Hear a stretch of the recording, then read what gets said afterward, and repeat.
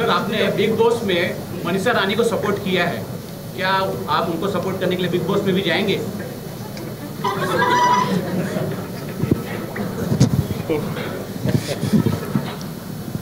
अगर बिहार की बेटी बिग बॉस के घर में गई है तो उसको सपोर्ट करना हमारा फर्ज बनता है। बिहार की बेटी हो चाहे यूपी की बेटी हो, चाहे कहीं की भी बेटी हो, बटुकरे इर्द गिर्द भोजपुरी के खुशबू आ जाए तो उसके लिए आदमी किसी भी हद तक जा सकता है।